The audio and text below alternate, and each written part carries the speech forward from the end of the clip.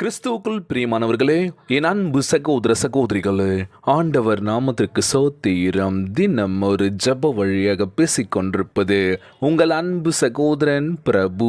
எப்படிங்க இருக்கீங்க? இன்றைய நாள் எப்படிங்க போச்சு? உங்களுக்கு மகிழ்ச்சியாக இருந்தீங்களா? எப்போவுமே சந்தோஷமாக இருங்க.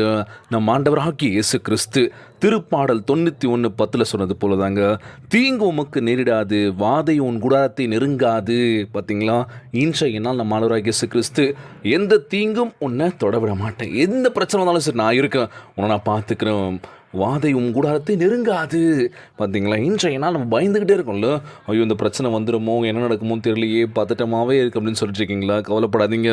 தம்மை தேடுகின்றவர் மத்தியில் நம்ம ஆண்டவராகிய இயேசு கிறிஸ்து, நான் இருக்கேன், என் கிட்ட வா, நான் பார்த்துக்கிறேன் உன்னை, என்னை தேடி வந்துட்டு உனக்கு எந்த பிரச்சனையும் இல்லாமல் நீ கேட்குற விஷயத்தை நான் கொடுக்க போகிறேன்.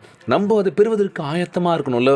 நம்ம ஜெபம் பண்ணுறோம், தினந்தோறும் ஜெபிக்கிறோம், ஆண்டவரே எனக்கு என் வாழ்க்கையில் ஏன் இந்த பிரச்சனையை கொடுக்குறீங்க, ஏன் இந்த நோயினுடைய கொடுக்குறீங்க, என்னை பொருளாதாரத்தில் உயர்த்துங்கன்னு சொல்லி ஏகப்பட்ட விஷயங்கள் நம்ம சொல்லுவோம். ஏசப்பா கிட்ட சொல்லிட்டாலும் அது நடக்கலை அப்படின்னா என்ன பண்ணுவோம்? திரும்பவும் நம்ம கோச்சிப்போம், கோவப்படுவோம். ஆண்டவரே என் ஜெபத்தை கேட்குறீங்களா இல்லையா, என்ன ஆண்டவரே எனக்கு கஷ்டத்துக்கு மேலே கஷ்டம் கொடுத்துட்ருக்கீங்களே சொல்லி இன்னும் நம்ம என்ன பண்ணுவோம்? மன வலியில் மன வேதனையில் இருப்போம். கடவுளும் கண்டுக்கல, சொந்த பந்தங்களும் கைவிட்டாங்க, நான் தனிமையில் இருக்கேன்னு யார் தான் எனக்கு துணையாக இருப்பான் அப்படின்னு சொல்லி புலம்பிச்சுருக்கீங்களா? கவலைப்படாதீங்க. நம்ம ஆண்டவராகிய இயேசு கிறிஸ்து தம்மை தேடுகின்றோர் மத்தியில் நான் உன் கூட தான் இருக்கேன், கவலைப்படாத, பரிசுத்த ஆவியின் மூலம் உனக்கு உதவி பண்ண செய்வேன், பரிசுத்த ஆவியான உன்னை தொடுவதை நீ காண போகின்றாய் அப்படின்னு சொல்லும் போது நிச்சயமாக நம்ம ஆண்டவராகிய இயேசு கிறிஸ்து பரிசுத்த ஆவியானவர் நம்ம மீது இறங்க போகின்றார். அவருடைய அபிஷேகம் நம்ம மேலே பட போதுங்க. கலங்காதீங்க, உற்சாகமாக இருங்க, நம்பிக்கையை ஒருபோதும் இழந்துடாதீங்க. இதுதான் எப்போவுமே சொல்கிற விஷயம். ஆண்டவரே நான் தினந்தோறும் ஜெபிக்கிறேன், எப்பவுமே ஒன்றை கேட்டுட்ருக்கேன், கண்ணீரும் கவலையுமாக தான் ஜெபிச்சிட்ருக்கேன், ஆனால் என் வாழ்க்கையில் எதுவுமே நடக்கல.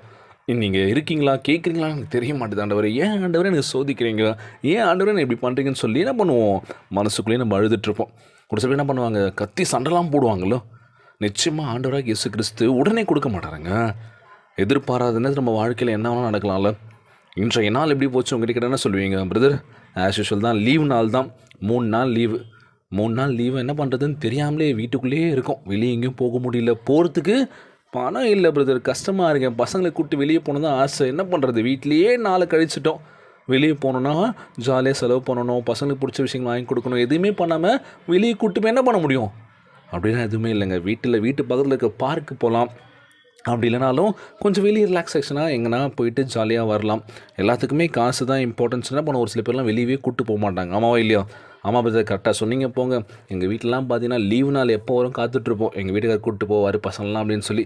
ஆனால் அந்த லீவ் நாளில் அவரே வீட்டில் இருந்துட்டு என்ன பண்ணுவார், நல்லா ரெஸ்ட் எடுத்து தூங்கிட்டு அவ்வளோ அந்த லீவு போயிடுச்சு. காரணம்னா டயர்டாக இருக்குன்னு சொல்லி ஏதோ சாக்கு சொல்லுவாங்களா. ஸோ அந்த 3 நாள் லீவை செம்மையாக சூப்பராக என்ஜாய் பண்ணுங்க. காசு தான் வேணும் அப்படின்னு இல்லைங்க. அதான் சொன்னேன் பார்த்தீங்களா, பக்கத்தில் இருக்க பார்க்கு சம்திங்ஸ் ஏதோ பக்கத்தில் உங்கள் வீட்டு பக்கத்தில் என்ன விஷயங்கள் இருக்கோ அதை நம்ம பார்த்து ரசித்து வெளியில் போய் கொஞ்சம் ரிலாக்ஸேஷன் பண்ணிட்டு வரலாம். வீட்லேயே அடைஞ்சிருப்பாங்கல்ல, அப்படி வெளி உலகத்துக்கு நம்ம போய் பார்க்கும்போது தான் புது புது உறவுகள் கிடைப்பாங்க, புது புது விஷயங்கள் நம்ம பார்க்க முடியும். வீட்டுக்குள்ளேயே அடைஞ்சிருந்தோன்னு வச்சுக்கோங்க, வெளி உலக வாழ்க்கை எப்படி இருக்குன்றது தெரியவே தெரியாதுல்ல. பசங்களுக்கும் கொஞ்சம் ஃப்ரீயாக இருக்கும்ல. பிரதர் நீங்கள் சொல்லிட்டீங்க அசால்ட்டாக, வெளியே போய் கூப்பிட்டு போகும்போது தான் தெரியும் அப்படின்னு உங்கள் மைண்ட் வாய்ஸ் கேட்குது. இல்லைன்னா பிரச்சனை இல்லைங்க, சந்தோஷமாக இருக்கணும். வாழ்க்கையில் எதுவுமே நம்ம மனசில் போட்டு வச்சுக்கிட்டு என்னடா இது அப்படின்ற மாதிரி நம்ம தான் இப்படி இருக்கோம். நம்ம பசங்க நம்ம சுற்றியுள்ள மக்கள் எல்லாம் நல்லா இருக்கணும்னு சொன்னால் பண்ண போகிறோம், எல்லாருக்கும் நம்ம சந்தோஷமாக பழக போகிறோம்ல. நம்மளுடைய வாழ்க்கையில் நம்ம ஆண்டவராகிய இயேசு கிறிஸ்து சந்தோஷத்தை கொடுக்க போகின்றார். வெளிப்படையாக பழகு, அக்கம் பக்கத்தில் என்ன உறவை வச்சுக்கோ, சந்தோஷமாக இரு, அவ்வளோதான். வேற என்ன கொண்டு போகும்போது எதுவுமே இல்லைல்ல. ஐயோ அந்த மனுஷன் நல்ல மனுஷன்ப்பா, ஐயோ அவரா எப்போ பாரு மூஞ்சியை காட்டிக்கிட்டு திட்டிக்கிட்டே இருப்பார், ஒரு மாதிரி உருன்னு இருப்பார் அப்படின்னு சொல்லி போயிடுவாங்க போகிறீங்களா? இல்லை, சந்தோஷமாக இருங்க, விட்டு கொடுத்து போங்க. உங்ககிட்ட இருக்க விஷயத்தை மற்றவங்க ஷேர் பண்ணுங்கள், நல்ல விஷயத்தை வாழ்க்கையில் கற்றுக்கோங்க, சந்தோஷமாக இருங்க. வெளி உலக வாழ்க்கை எப்படி இருக்குன்றது வெளியே போய் பார்த்தா தான் தெரியும். வீட்டுக்குள்ளே நம்ம கமெண்ட் பண்ணலாம், அவங்க என்னப்பா ஜாலியாக இருக்காங்கன்னு சொல்லிடலாம். ஆனால் அவங்களுடைய வாழ்க்கையில் நம்ம உள்ளே போய் பார்த்தா தான் தெரியும், இவ்வளோ கஷ்டத்தின் மத்தியில் சிரிச்சுட்டு இருக்க முடியுதுல்ல. ஸோ இன்றைய நாள் நம்ம ஆண்டவராகிய இயேசு கிறிஸ்து முக்கியமாக சொல்ல போனோம் அப்படின்னா, இந்த கால்நடைகள், இந்த மாடுலாம் இருக்குது பார்த்தீங்களா? ஸோ முக்கியமாக அந்த மாடு வச்சுக்கிட்டு விவசாயம் பண்ணுவாங்க, பார்த்துருப்பீங்க. ஸோ அவங்களுக்காக நம்ம ஜெபிக்க போகிறோம். அந்த மாடுலாம் ஆரோக்கியமாக இருக்கணும், அவங்களுக்காக நம்ம ஜெபிக்கலாம். உலகில் வாழ்கின்ற ஒவ்வொரு மக்களுக்காக நம்ம ஜெபிக்கலாங்க. சோர்ந்து போகாதீங்க, உற்சாகமாக இருங்க, கேளுங்க, நிச்சயமாக நம்ம ஆண்டவராகிய இயேசு கிறிஸ்து கொடுப்பார். இன்றைய நாள் நம்ம தியானித்த பகுதி என்ன அப்படின்னா, திருப்பாடல் 91:10, தீங்கு உமக்கு நேரிடாது, வாதை உம் கூடாரத்தை நெருங்காது. பார்த்தீங்களா? அதனால் யார் என்ன சொன்னாலும் சரி, எந்த ஒரு கெடுதலும் நமக்கு யார் நினச்சாலும் சரி, எதுவும் கிட்ட வர முடியாது நம்மக்கிட்ட. ஏன் அப்படின்னா நம்ம ஆண்டவராகிய இயேசு கிறிஸ்து நம்மோடு கூட இருக்கின்றார். இன்றைய நாள் ஜெபம், உலகில் வாழ்கின்ற எல்லாருக்கும் நம்ம ஜெபிக்க போகிறோம். ஜெபத்திற்குள்ளாக பயணிப்போமா? எங்களை மிகவும் அதிகமாய் நேசிக்கின்ற அன்புள்ள ஆண்டவராகிய இயேசுவே, இன்றைய நாள் வாக்குறுதி வசனத்திற்காக நன்றி ராஜா. ஆண்டவரே, என் உள்ளம் சுத்தமாக இருக்க வேண்டும் என்று வஞ்சித்து உம்மிடம் வந்திருக்கின்ற ஆண்டவரே, உம்முடைய பிரசனத்திலிருந்து எங்களை விலக்கக்கூடிய எல்லா காரியங்களையும் அகற்றி போடுவீராக. நாங்கள் அசையாமல் உம்மையே நம்பும்படி நிலவரமான ஆவியை எங்களுக்குள் புதுப்பியும் ராஜா.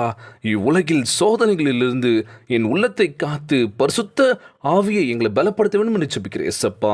சந்தேகங்களும் பயங்களும் அழிவுக்கு நேரடியாக இழுக்கும்போது அசையாமல் இருப்பதற்கு எங்களுக்கு உதவி செய்வீராக. நீதியினால் நடக்கும்படி உம்முடைய அன்பினாலும் ஞானத்தினாலும் சமாதானத்தினாலும் எங்களை நிரப்புங்க ராஜா. ஆண்டவரே, எங்களுக்கு அன்போடு பழகக்கூடிய நல்ல உறவை கொடுங்க ஏசப்பா. அன்பை வெளிப்படுத்த வேண்டும் என்று ஜெபிக்கிறேன் ஆண்டவரே. உம்முடைய அன்பை அளவில்லாமல் கொடுக்க போவதற்காக நன்றி ஆண்டவரே. எங்களை ஆசீர்வதிப்பேன் நம்புகிறேன் ஏசப்பா. உம்முடைய ஆசீர்வாதம் எங்கள் வாழ்வில் மிகப்பெரிய உயரத்துக்கு கொண்டு போவேன் நம்புகிறேன் ஏசப்பா. எங்கள் வாழ்வில் உம் மகிமை காணும்படி எங்களை உம்மிடம் பரிபூர்ண சித்தத்தை பெறுவதற்கு வழிநடத்த வேண்டும் என்று ஜெபிக்கிறேன் ஏசப்பா. அந்த ஜெபத்தை கேட்டுக்கொண்டிருக்கின்ற என் அன்பு சகோதர சகோதரிகள், என் அன்பான உறவுகள் எல்லோரையும் பார்த்துக்கோங்கப்பா. யாருக்கும் எந்த கஷ்டங்கள் துன்பங்களை கொடுத்துறாதீங்கப்பா. நோய் நொடியினால் அவதிப்பட்டு கொண்டிருக்கின்ற ஒவ்வொரு சகோதர சகோதரிகளை உமது கரங்களால் தொட்டு நோயில் அகற்றி போடுவீராக. உம்மால் கூடாத காரியம் ஒன்றும் இல்லை ஆண்டவரே. எல்லோரையும் பார்த்துக்கோங்கப்பா. உமக்கு முன்பாக கண்ணீரும் கவலையுமா ஜெபிக்கின்ற வேலையில் கண்ணீரை தொடங்க ராஜா. கவலையெல்லாம் அகற்றி போடுங்கப்பா. யாருக்கும் எந்த பிரச்சனையெல்லாம் பாதுகாத்து கொள்ள வேண்டும் என்று கேட்குறேன் ஆண்டவரே. ஒவ்வொரு குழந்தை செல்வங்களை ஆசீர்வதிங்க. உடல் திம்மும் வலிமை தர வேண்டும் என்று கேட்குறேன் இயேசப்பா. ஒவ்வொரு குடும்ப உறவுகளுக்குள்ள ஒற்றுமை கொடுங்க, சமாதானத்தை கொடுங்கன்னு சொல்லி கேட்குறேன் ஆண்டவரே. எல்லோரும் நல்லா இருக்கிறப்பா. கணவன் மனைவிக்குள்ள ஒற்றுமை கொடுங்க. படித்து முடித்தினும் நல்ல வேலை கிடைக்கலன்னு சொல்லி வேலைக்காக முயற்சி பண்ணி கொண்டிருக்கின்ற ஒவ்வொரு இளைஞர்கள், இளம் பெண்களுக்கு நல்ல ஒரு வேலை வாய்ப்பு ஏற்படுத்தி தர வேண்டும் என்று கேட்குறேன் ஆண்டவரே. எல்லோரும் நல்லா இருக்கணும்ப்பா. இன்றைய நாள் ஜெபம் இயேசுவின் விலையேற பெற்ற நாமத்தினாலே ஜெபிக்கின்றேன் நல்ல பிதாவே, ஆமேன் ஆமேன். இயேசுவுக்கு புகழ், இயேசுவுக்கு நன்றி. மரியே வாழ்க. God bless you all.